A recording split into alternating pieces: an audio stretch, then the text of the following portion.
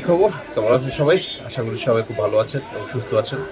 তো আগামী ১ বছরের মধ্যে স্বর্ণের দাম নাকি ৫ লক্ষ টাকা যেতে পারে। হ্যাঁ, ঠিকই শুনছেন, ৫ লক্ষ টাকা। ঠিক আছে? এটা আমার কথা না। কথাটা হচ্ছে কি, আন্তর্জাতিক অর্থনীতি নিয়ে যারা গবেষণা করে তাদের কথা।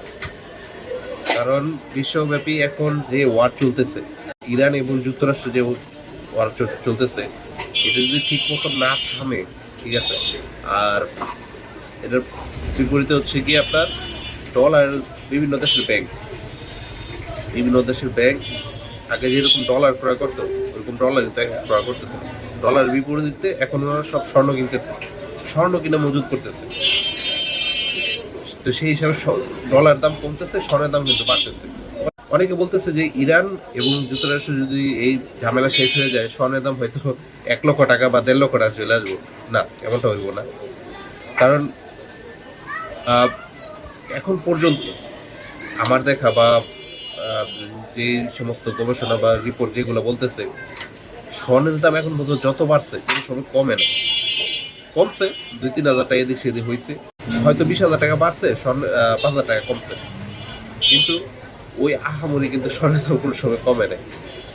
তো আন্তর্জাতিক গবেষণা রিপোর্ট যেটা বলতেছে যে আগামী ১ থেকে ১.৫ বছরের মধ্যে স্বর্ণের দাম কমসে কম ২০-৩০% পর্যন্ত বাড়তে পারে। তো সেই হিসাবে এখন আছে প্রায় ২,৭০,০০০ টাকার প্রায় কাছাকাছি।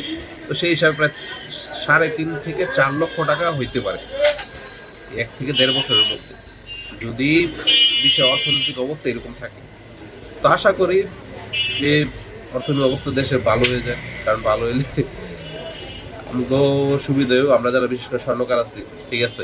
আর যদি এরকম অবস্থা চলতে থাকে তাহলে আমাদের টিকে থাকা মুশকিল। কারণ স্বর্ণ এমনিতে খুব একটা দামি ধাতু হয়ে গেছে। যদি ভবিষ্যতে স্বর্ণের দাম আরো বাড়ে তাহলে এটা আরো খুব দামি ধাতু হয়ে যাবে। যারা মধ্যবিত্ত আছে বা নিম্নবিত্ত আছে তারা বাড়াইতে পারবো না গহনা। যারা উচ্চবিত্ত আছে তারা তো বাড়াইতে পারবো, কিন্তু যারা মধ্যবিত্ত এবং নিম্নবিত্ত আছে, আমাদের তো কাস্টমার এগুলো।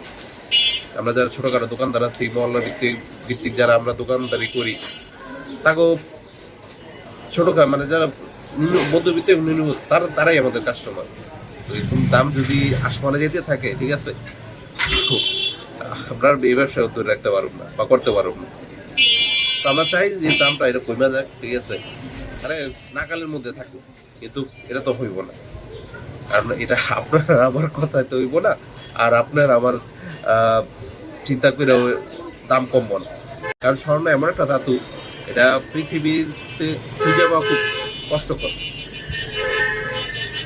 আর পৃথিবীতে যে পুরনো যে খনিগুলো আছে, খনির স্বর্ণ কমতেছে দিনে দিনে, নতুন খনির আবিষ্কার খুবই কম হইতেছে।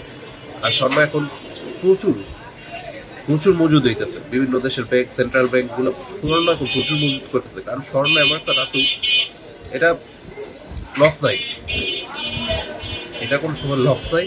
আর এটা এটার দাম থাকবে। এটা আদিকাল থেকে স্বর্ণ কিন্তু খুবই মূল্যবান একটা জিনিস, এবং এটা লেনদেনের ক্ষেত্রে খুবই মূল্যবান একটা জিনিস, মানে খুব সহজ একটা জিনিস, ঠিক আছে।